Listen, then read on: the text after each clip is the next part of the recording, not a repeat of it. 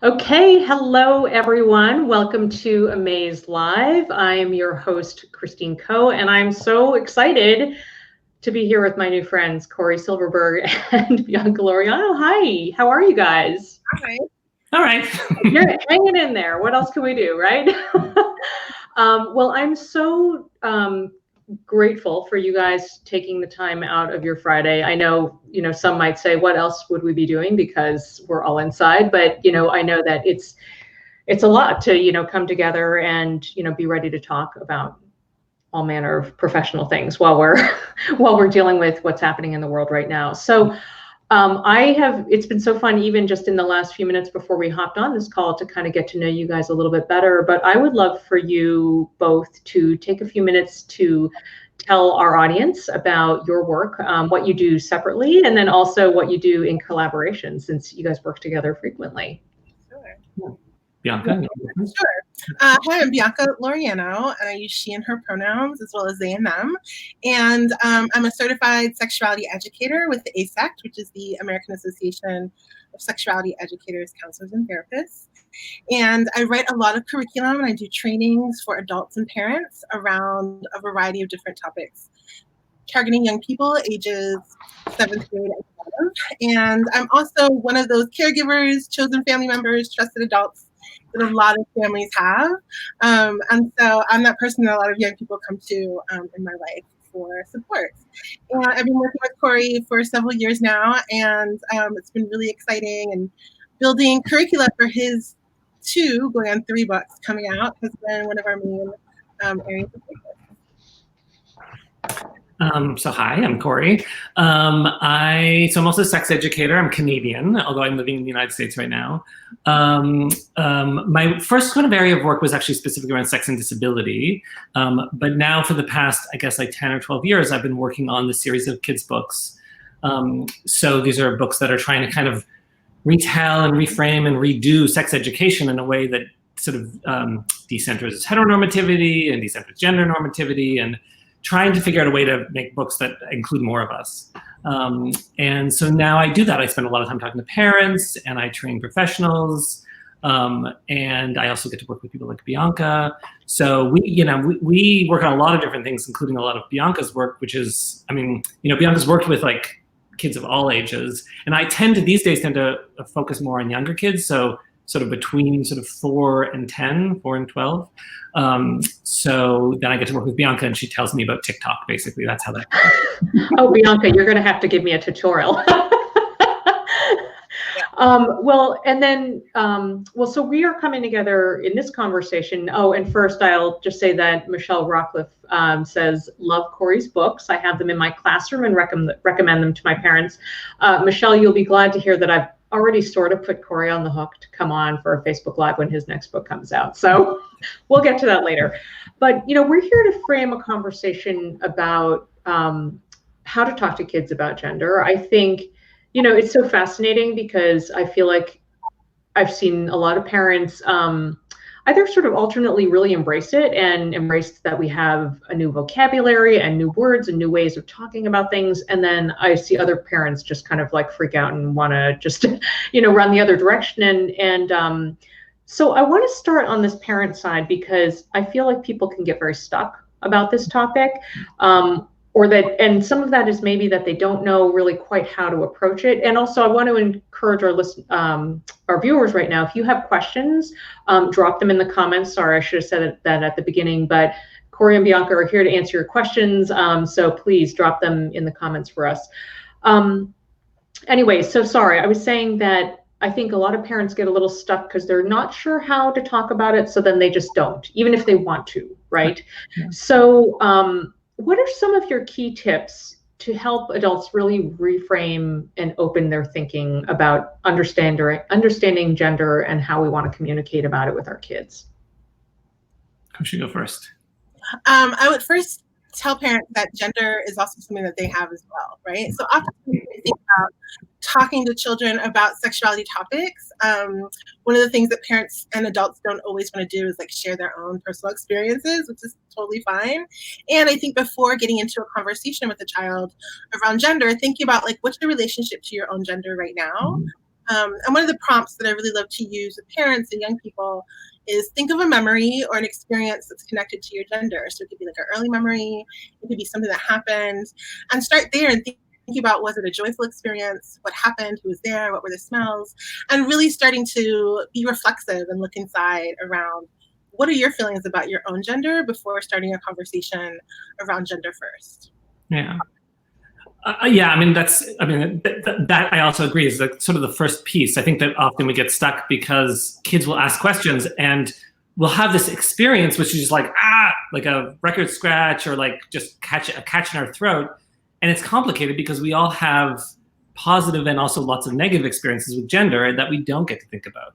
So for me, another thing, because often I'm thinking about the kind of stuff that's hard and negative maybe, like what I'm aware of is that I don't know anyone of any gender that doesn't have the experience of not meeting other people's expectations of their gender, right? Mm-hmm. We have this idea that there's people who like, well, binary gender fits, and then people who binary gender doesn't fit.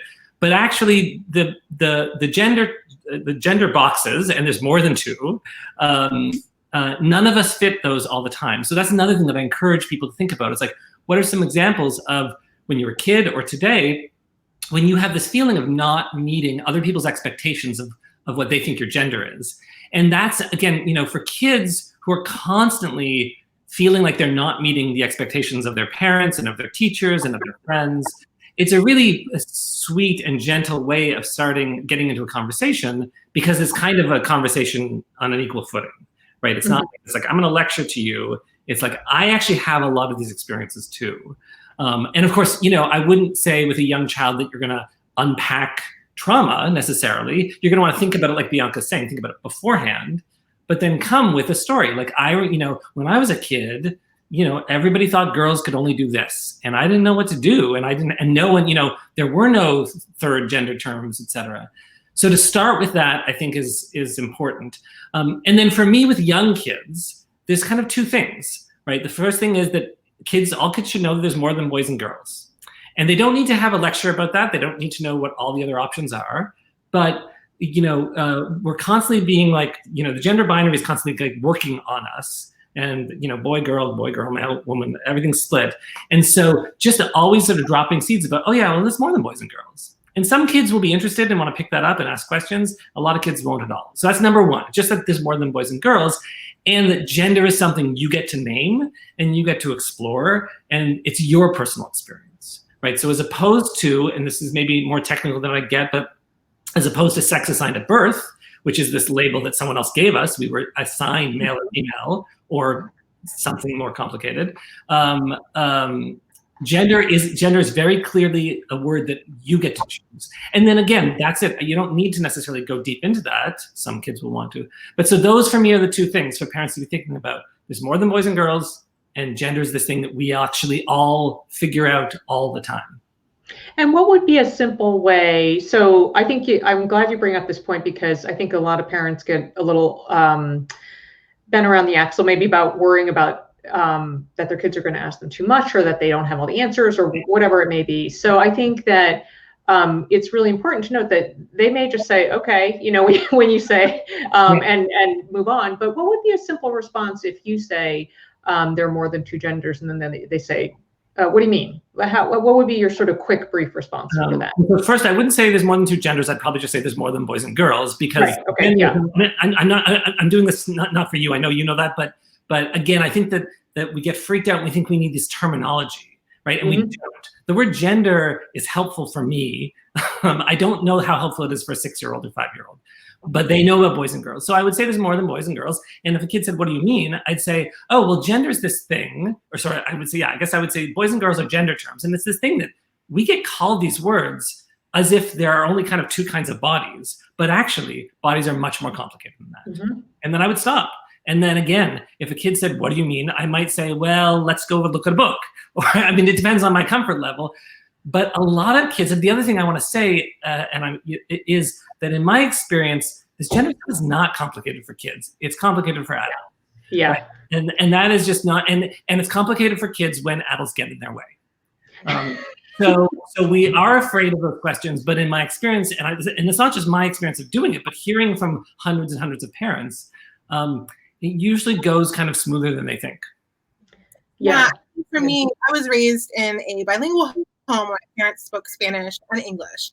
And I think for some children who are raised in a similar home that have a very gendered language, which Romance languages usually have a gendered approach to it, that's also a really great starting point to talk about gender and say, well, what are some of the words that we use in the language that talks about boys and girls? How are those terms similar? How do they sound different? And for me, I would say the O and the A in Spanish are the gendered terms. And so what does it mean that we have this whole language that has been given to us, it's been translated and passed down to us, but that also being a really great entry point for many parents. And so I think the main point is to think about it for yourself before bringing it to your child, and then also make it being the language that you're using accessible for the child that you're talking to. Because yes, children are human beings, but they're also being guided at the same time. And so using the language that they use might be really helpful in some circumstances. And then if they ask and want more, think about what's going on in your communities that you can also pull from to give the young people examples. Because for older children, like 6th, 7th grade and up, they kind of already get it in a different way. And there's already tension that's happening for them. So they might have more questions around like, well, this person keeps bothering me because I look a particular way, or I hear people talking about the student because they do this. So it might be a lot more specific of a need that they want to ask about, but haven't yet gotten the language or the courage necessarily ready to share.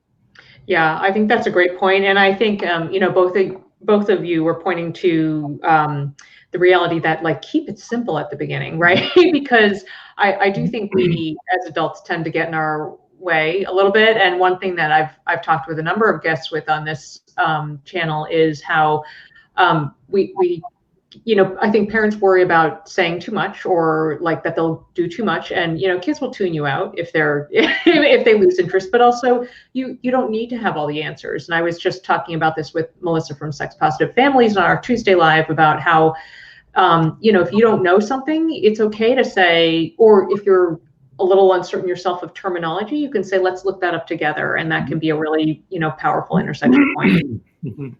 Yeah. A couple Advocates for Youth says, hi, Bianca, love your earrings. So glad you could tune in. And Wendy Sellers, she writes, thank you for your creative and inclusive books, Cory. Keep the comments and questions coming. Actually, Wendy asked a question that is very related to the next thing I was going to ask you. So I will just read her question. She says, this is a big one. So would you please share your thoughts about responding to religiously conservative parents who don't want to talk about gender with their kids because of selected quotes from the Bible about, quote, created male and female? Bianca, you want to start? First. Yes, I do. I was raised agnostic, so I feel like that's important to share. My parents were raised Catholic and had a very traditional upbringing. And so, they never talked to us about gender. And I lived in a very woman-centric home where like it was my mother, my sister, myself, and then my dad. And I think, they just never discussed it. So this is new for all of us, right? Like we're the generation of parents and caregivers who are doing this for the first time. And I think it's important to know that we're going to mess up and that our children will grow and find their own information. And so I think it's really important to center the conversation on why this is the narrative that people want to share in a particular way, and that connects to the values that the family has. And so I think, every family can talk about gender, and if they find a religious text to be useful to them that forms their values, it's important to talk about that. But what you're not talking about is also something your children are going to go and research. So it's important for even religious families in whatever denomination or belief system that they're a part of to really practice with their partner or other adults in their life, talking about how should we talk about transgender people who are members of our community? How can I talk to my young people about what androgynous means? And, those are really important conversations to have with peers before you bring them to your children. I will say that by 7th grade, children have already done that research and they kind of already know. And so for me, it's about making sure that the parents maintain a relationship where their children feel that they can come to them and their parents can be honest with them and say, well, you know, our belief is this, and this is what our religious text tells us. And there are people who don't practice the same faith that we do. And you might hear things like this, right? And I think that just saying it and not putting any type of judgment or certain types of language that's negative to that conversation is really helpful for young people to understand, oh, okay, mom and dad or grandma or whoever understands what I'm talking about and they're open to talking about it and they're going to reinforce what the values of our family are. I think what we also see for some religious families is the challenge when their children begin to not fall into that binary and start to question the binary. And that's a story that is a lot more connected to what we see in nature. It's so diverse. So that's one of the things where Cory says it's more than boys and girls, is that when we look at nature in a different way, we see that it's so much more diverse than just two options. Yeah, that's great. I'm not sure I have a lot to add. I'm just going to repeat, which is that, you know, my approach, and it's different, but I don't find it fruitful to tell parents they're doing it wrong. Even if I personally think that a parent is doing something wrong, nothing comes of it, right? And again, like, you know, I'm very clear about what I am. I'm an educator, right? So and as an educator, I'm not interested in that. That's different than like I don't know, dictator or politician or whatever it would be. Like, I'm not actually interested in people just believing what I believe and thinking about things the way I think about them. I'm interested in people figuring out how to talk about this stuff in their own lives. So it's more important for me that a family that might say, you know, being transgender is wrong or doesn't exist, to actually say that to their kids than to say nothing, right? And of course, if I'm working with parents, then I also want to talk to them about how they can say stuff respectfully and with care. But the approach in my books and the approach when I'm working is not that I have this like great wisdom. I don't think that like the liberal take on gender is the right take on gender. It's just one. Right, I'm using liberal or progressive in this general way, which often kind of lines up with kind of anti-religious, which I don't think is fair because, of course, there's lots of religious queer people, there's lots of religious trans people, there's lots of religious all sorts of people. So what I would say to someone who's working with parents like that is think about it's like what Bianca said, think about some questions you can ask those parents, and think about some questions you can give those parents to ask their kids, and stop thinking that what you have to do is get someone to say being transgender is beautiful or anything, or get to say there's you know, there's any particular thing, because that just doesn't work. It's like telling people just don't do drugs or telling people anything. And again, I want to just sort of reflect, because it's sort of, I'm so aware of it, I spend so much time with parents, that no parents need to be told they're doing it wrong, and no parents need another guidebook, right? Parents need support, parents need a place to listen and to talk. That's what we all need. Yeah. Well, would you say then, and I think, Bianca, you were touching on this a bit, that, you know, I mean, it can be, we've all seen this from anything from, you know, gender issues to politics to whatever, that those conversations are just so, they're just such lightning rods that you know, do you think it's most fruitful to really make it a conversation first about values? That's something I've been thinking about a lot. And I feel like that's, you know, where we could find potential intersections and overlap. Yeah, I mean, I think values is one of the most direct ways to go about talking about a variety of different topics around sexuality, like why we're encouraging you to wait until you're in a particular relationship or whatever it looks like around sexuality. And I think, you know, Cory says this thing, I don't know if he remembers, but he said it once and it stuck with me. Your parents, you know, children listen to what parents say, but they also listen to what you don't say. And so that's a really big message. So if you're not talking about gender with your children, they're picking up on that. And they might be creating stories or understanding messages that you may not even realize. I think that's really important to keep in mind because it's so common. Sometimes parents think not talking about something is the best thing to do. But the reality is, especially for young children and teenagers, is that they want to talk about it and they need to talk about it. And the reality is that, you know, parents love their children, they want to care for their children, and they want to be ideally one of the first sources of information that children can go to access information.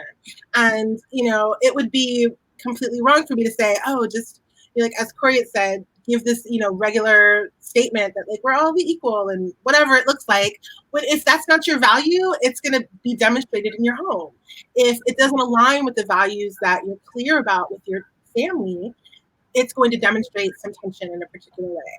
And tension is not bad.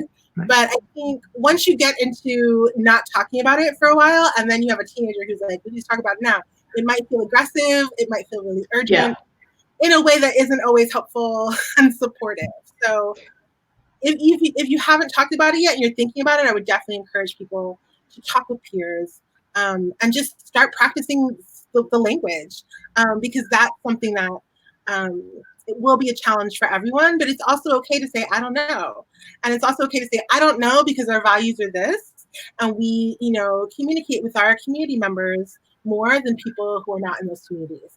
It's okay to say what the reality is.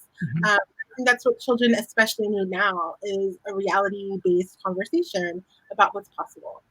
Yeah, well, you're bringing me to something that I wanted to bring up. I had made a note earlier, which is that, so first, I love that, Cory, I don't know if you had remembered that you said that, but the idea that, it's as much about what we don't say as what we do.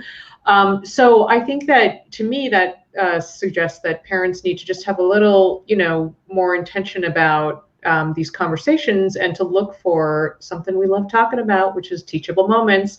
So I would love if you guys have any, just like quick examples of, just to help parents kind of guide their thinking of like really probably easy and everyday teachable moments that might be around them and they just haven't thought about them, or, just to kind of help people with their thinking on this.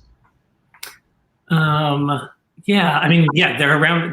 We don't think about them because they're everywhere. They're constantly. Right. I mean, I will often suggest it's about commenting on things. So first of all, you do need to start noticing it. You need to start noticing how everything is boy, girl, man, woman. You need to start paying attention to the bathrooms. You need to start paying attention to when you're reading your kids' books, who's the boy and who's the girl. And of course, now we have sort of like this sort of progressive kids' book world, but there's still all sorts of stereotypes, and it's still very binary. So part of it is just noticing it and then saying it out loud. So even with with very young children, I'll say stuff like, "Oh, it's interesting how it's all the girl is always this, or the boy always does that. Why are the trucks like?" So a classic example is Goodnight Construction Site, right? It's a board book for very young kids, and all the trucks are boys, right? So it's just so a lot of parents do one thing, which is they just change the pronouns. Right, so that's I think there's a lot of things maybe started happening in the 80s, and parents still do it. I also think it's useful just to say like, oh, do you notice how why are all these construction vehicles boys? So, and that's it, right? So for young kids, like teachable moments is often kind of just interrupting this thing. Also on the playground, right? So certainly pointing out like, oh, do you notice who in this playground? I mean, not anymore, but back in the day. When we could go outside, you mean? Yeah. Go outside en masse. Right, you'll notice who is barreling through the playground and not paying attention to other people's bodies, and who is playing on their own, and pointing that out, right? Pointing that out to you. So, do you notice how this and this? And just part of it is just pointing out that gender does exist, and that again, this isn't about saying boys do this and girls do that. It is about talking about how we get called these words and how does it feel. So another example, and I'll give this last one, and then Bianca, I'm sure, has lots too. Is that how much people, and particularly if you have a kid who's presenting as a girl or who is a girl, people will say, what a lovely girl, or what a sweet little girl, what a princess, or what a this or that. And people are doing that in a nice way. So it's not about like telling those people off or telling your kid that those people are doing something wrong, but it is about pointing out, that's interesting that, this is what they're calling you. And then also asking, how did that feel, right? Yeah, I think examples in general. So, for example, growing up in my home, I very much like washed the dishes. My sister took out the trash, right? And so maybe considering like what is the chore list in your home or the task list in the home, and letting every child experience what it's like to do all pieces of those things. Because as they grow up, they're going to have to know how to do that. And, that was a big thing in college when I started over 20 years ago, where people didn't know how to do laundry. And a lot of those people were masculine people, male identified people. And today it's not, hopefully, so much the reality, but little things like that. Like, what do we do daily to make sure that our family runs the way that it needs to run and has the needs that we need? What does that look like, and who are we asking to do it? And then asking questions. Why do you think mom might do this? Why do you think dad might do that? Why do you think whatever terms you have for yourselves in your home, thinking about that, asking children, do you still like this color? Or do you still like this comforter? Those are things that sometimes children don't even know that they get to have a say around. And sometimes they feel like, oh, well, this was the princess mode that I was in, so everything in my room's princess, but I'm really now more into like Star Wars or whatever.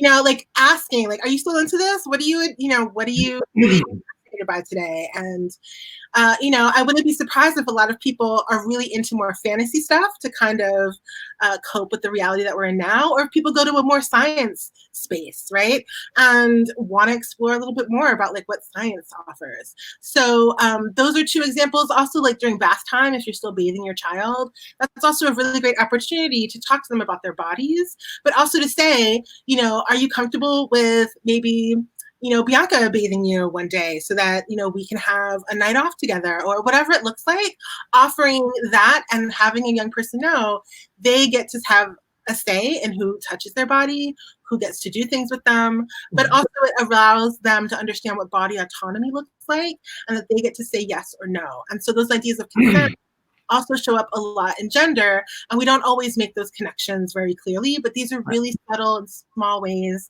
that parents and caregivers can really offer that opportunity to their young people.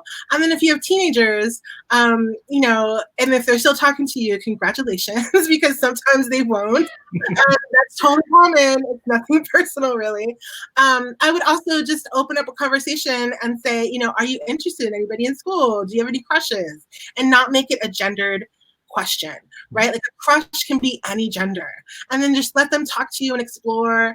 You can also talk about pronouns, asking them like, do you know anybody, or what's your familiarity with using gender neutral pronouns like they or them? That's a really common thing that's happening now for young people. And I think they want to talk about it with their parents, but they don't always get the opportunity because they don't know how to introduce it without it maybe becoming like something that's frustrating for the parents. But there's so many different opportunities. And I would, echo what Cory says in using media as well. Yeah. I just watched a show the other day where my partner was like, oh, that person, something. And I was like, yeah, it caught my eye. That's why I wanted to watch this story, because I didn't know how they were going to talk about their gender. And it's okay to like pause a show or like mute the show during commercials and be like, so what do you think about how the story's playing out? Well, do you think all the girls need to be helped? Do you, how do you see the boys trying to help everybody? Do you think that's common? I think those are really important conversations to have for sure. Yeah, and I'll say, if I could just add to that when you have younger kids but who are still watching shows, often, the TV becomes the thing that allows you time to do something else. But it's really important to sit down and watch at least a few things to know, like, what shows are your kids watching. Watch one episode with them, and then talk while you're watching it. And as Bianca's saying, actually, the more polite thing is to pause. But if you're polite, like I am, you'll just talk. But because the other thing is that you're also then teaching your kid critical thinking skills. And I just want to say one more thing about what Bianca is doing, and it's so important, is this thing about body autonomy and also critical thinking. That we tend to think that talking to our kids, that we have to teach kids about X, Y. It's like talking to kids about gender, talking to kids about reproduction, talking to kids about this. But at all times, what we are doing is talking to kids about body autonomy. Because because the idea that we get to choose our gender, we get to name it, it's entirely about body autonomy. So if we don't have a concept of body autonomy, and if we don't actually believe in this, the idea that we should be able to make choices about our bodies and all the things about them, then it just becomes a rule, and it's a strange thing. It just becomes almost like science, and that's not what gender is. Gender isn't science. And so, yeah. Well, I'm glad. Yes, I can't agree more. And actually, on my Tuesday Live with Melissa, I was talking about how I've always been into the like no hug rule. Like, you don't need to hug people, like with my kids, because I think that's like such a weird. It's just a thing, I think, with adults and kids, and people expect kids to hug all the time, and why should they hug all the time? So I think that's definitely a place to start. And I love. I want to underscore. You both mentioned these sort of, opportunities where you can talk during show or pause or whatever. And I just want to underscore to parents who are watching this that these are really quick touch points. These are like not big, deep, crazy conversations. So I just want to say that because I think, you know, so many, even this language, like have the talk, you know, people get so like bound up in it, and it's not one talk. It's like a bajillion of them across the 18 plus whatever years that your kid's going to be in your home. So I just wanted to underscore that because I think people can kind of like maybe back off from the idea of these conversations because they think it's going to be a big involved thing and they don't feel ready for it. So, and I also wanted to point out when you were talking, I think Bianca, you were talking about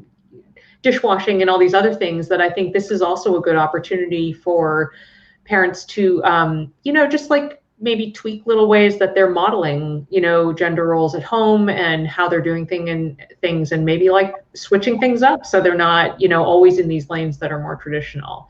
I know personally, my mom, I grew up in a very patriarchal, traditional Korean household, and the day that I started changing my own oil of my car, like crawling underneath, she was horrified. But I felt like I was like breaking boundaries. Yeah. So I would love to talk a little bit about community. And I know that one of the things that you guys feel strongly about is this really thinking about gender in terms of the context of community. So can you guys speak a little bit more about what that means and why that's important? Yeah, I mean, I think one of the reasons why Cory also invited me to do this in a collaborative way is because that's the reality. Like, parents don't do this by themselves. Right? And many families have someone like me in them, where they are the people who are either babysitters or caretakers or people who help them in a variety of different ways. And that's just the reality of how we move in so many different ways in this world. And so, yeah, there's like, you know, I teach my friends, kids, like how to blow bubbles with bubble gum, or, you know, I make songs up with them. And those are the things that are really important, but also like I can give them advice and parents can be like, don't listen to Bianca. That's not how we do it here. And that's a thing for them to see happen in front of them, because then they can be like, you know, we love and care for Bianca. She's a part of our community and family. And she's not always going to tell you the things that we value in a particular way. She knows that, and I can say it in front of her. It demonstrates that it's okay to disagree with people in a way that is respectful and that's rooted in what you value as a family. It also demonstrates what's a great opportunity to resolve certain types of what could potentially be conflicts. But also, we can learn about so much around gender and ourselves from the people around us. And that's one of our tips, is that, you know, everybody everywhere can teach you something about gender in some kind of way. And, you know, we're not in this alone. And I think that's a really important piece to remind parents about, is that there's support. And if you're not comfortable, you can always reach out to like that one aunt or cousin or best friend and say, can you help me talk through this? Or can you talk to my kid about it? Like, there's so many different approaches that are possible. And I love that you reminded us, Christine, that like, yeah, commercial breaks are like 90 seconds. So it doesn't have to be like a 2-hour talk. And it just be one question, you talk about it, great. The show's back on. That's real life and that's reality. So it doesn't have to feel overbearing. But that's also what community is for. Community's here to show up and to help. And that's what a lot of us find in many of the communities that we're a part of. So I think the other piece of it for us, the reason why we talk about community is it's to kind of, I mean, I guess there's two more parts I want to say. One is that our gender is always something that we experience and that other people are sort of, we experience through other people. So gender is about, part of our experience of gender is other people's expectations of what gender we are, right? So I walk down the street and I look kind of like a guy, more or less. And so my experience of gender is through the eyes of other people. So gender is not something that is, that's just not something we experience in isolation. We can't. It doesn't work that way. And so part of it is a reminder of that. The gender isn't just like how you feel and what you want to look like.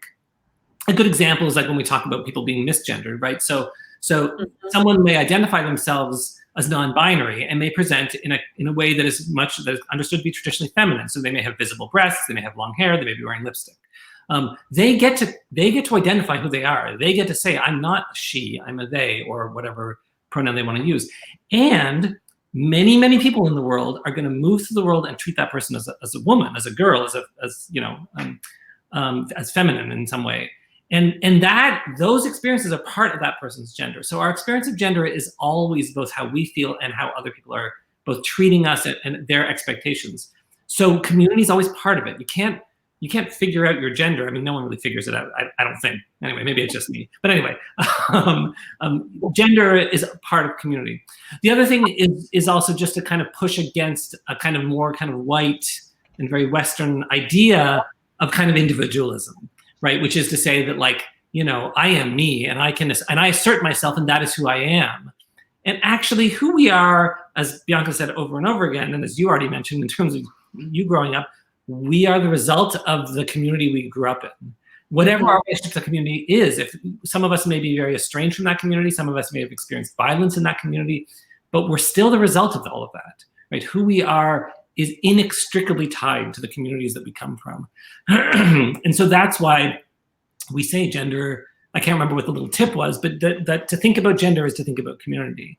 And if you're not thinking about community, you're missing a big part of gender. And I think that's what happens sometimes with lessons, like sex educators that are working around gender and taking a more kind of biomedical approach. And then it just doesn't really resonate for a lot of kids. It's certainly my experience that the positive stuff I get back from kids often has to do with this stuff, has to do with like talking about the things that other people aren't talking about.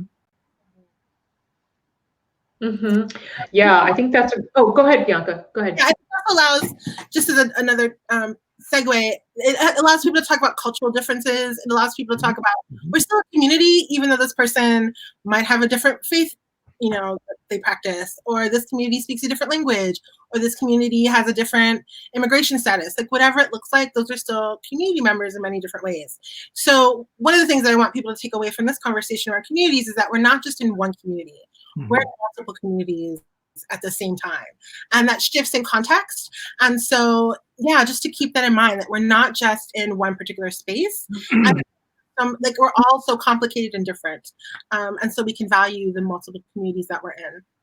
And if I could just add one more thing to that, and this is what as parents we need to remember about our kids, even our kids that are 5 and 6 years old. Once our kids are outside and around other kids, they are in other communities. And parents often have that first experience of like, oh, where did you learn that song? Or how do you know about that wrestler, right? And then we think like, oh, it's an influence of an individual. But it's that, and our kids are in multiple communities. And they don't have that language and they don't think about it that way. But we should think about that. And as Bianca said, like, we can harness that. We can use that when we want to have conversations. Yeah, I think that's wonderful. So I just wanted to make a note to the community, to people who are watching, that I have a couple questions that I want to ask. But so now, and our time is running down. So if you have questions for Cory and Bianca, this is the time. Drop them in the comments. And also, I know a lot of people come to the broadcast later. So if you have questions, then drop them in the comments, and I'll harass these guys and see if they can answer after. Well, so and Wendy says, Bianca, thanks for sharing your insights about the importance of community and learning about gender and the role of trusted adults around kids. Multiplicity of communities each person is in, it's so important. Thank you, Wendy. So, you know, Cory, it's interesting. I don't know if I had heard about just the way you framed it, and I'm not sure I'm going to replicate it right here quite perfectly, so apologies, but just the idea that, you know, gender is not only about, you know, how we are experiencing the world, but really hugely about how other people are and are perceiving us. And that's like, yes, of course, which made me think, and then you mentioned, you know, the experience. I think that is more obvious in a case where somebody is misgendered. And that was leading me to the question of, what are the best ways we as adults can be allies to people, and then and also teach our kids to be good allies? Yeah, I mean, that's a complicated question, because whenever we start talking about allies, it's like, well, who's who? Right. So it's like, so yeah, so I want to think about like, how can, you know, I want to reframe the question, which is like, so how can we ourselves learn to be decent people, and how can we yeah, let's run with that. So oh God, I mean, we don't have time. We don't have time. So what do I want to say? I mean, to me, I want to start with bodies, right? So I want to say that like all of my mentors, all the people that I learned from were all disabled people, mostly queer disabled people of color, who have been my teachers and my mentors and my partners and all these other things. And, you know, they're the ones that have always reminded me to ground everything in bodies, right? So to remember that every body is valuable and every body is beautiful and everybody is different, right? And that goes for sex assigned at birth and gender, right? And so that to me is just this core lesson that we have to constantly be teaching ourselves, reminding ourselves, because of course the other thing I want to say, this is going off topic, is like as adults, most of us most of us experience hatred of our bodies, right? This world is not meant for any of our bodies, actually, right? So, because none of us meet this kind of ideal of skinny, white, and healthy, and whatever. So it's hard. It's hard to do what you're asking because so many of us live with so much pain around our bodies, and not all the time, but sometimes. I think most people kind of could, on reflecting that, would feel that way. So. You know, I mean, I don't know. I'm gonna ask Bianca if she has a thought because I'm getting overwhelmed with my thoughts. So let's see if Bianca says something, and then maybe I can come up with something else. Yeah, I mean, you have to restate the question because I was thinking about stuff and then I forgot what the question was. So I was like, is that? Well, I think it's a general question of how to be a better human. But I think, and I'll just interject first and say, if that framing helps you collect your thoughts for a second, that, you know, Cory, I think it's such an interesting point that you bring up the reality that all of us are self-critical in some way, right? Because I think that the more we can tune in to that just on our own as human beings, like that is the seed of the empathy that will then hopefully grow and help you be a better human being. So that would be my like observation from your comment, which I think is it's a big one, because I think that's a big missing piece in this, the empathy component. Yeah. So actually, if I can just, before Bianca goes on, just to build on that, because you're absolutely right. So for example, watch yourself when you're saying shitty stuff about yourself in front of your kids. Mm-hmm. This is something I have to do all the time if I see a mirror, right? But it's really helpful because I really do not want my kid to feel the way they their body the way I feel. So that's just it's so hard to do, but yes, we can all just try to do. We won't get it perfect, but just try. Yes. In Cory's book, Sex is a Funny Word, has a really great exercise where they ask you to like draw your body today and draw what you think your body might look like as you grow. I think that's something that parents can also do on their own or with each other or with their peers and talk about like, where's my body stuff coming up, if at all? And am I comfortable sharing this picture with my child of how I'm imagining my body currently and then in the future? I think that gives us a really great opportunity to talk about what does kindness look like for ourselves, and what do we have to forgive ourselves from holding on to? And that's a really huge, I mean, that's a human thing, right? And so, you know, I think for young people, seeing that modeled is really important, but also reminding young people that like being kind to other people, not nice, but like kind, and receiving them as human beings looks like not name calling. It looks like knowing how to properly say people's names correctly. It looks like using descriptors that aren't offensive when you can't remember someone's name. Those are some really great examples of how parents can model that language for young people and also talk about bodies in a way that is factual and not always harmful. So, you know, I'm 6 feet tall and I'm fat. Those are two really good things for children to understand because it's true, you know, and like I do look like a giant to, you know, 6-year-olds because that's true. When we sit down, it's different. We can be eye to eye in a particular way.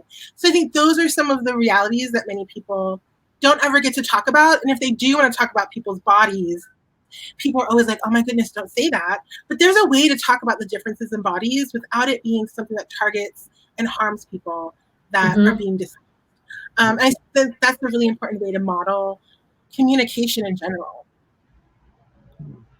Well, absolutely. You know, so my last question, I'm sort of chuckling to myself because I'm a little obsessed with this concept or this thing. And Bianca, you mentioned being like, you are like the trusted adult goals for the people around you.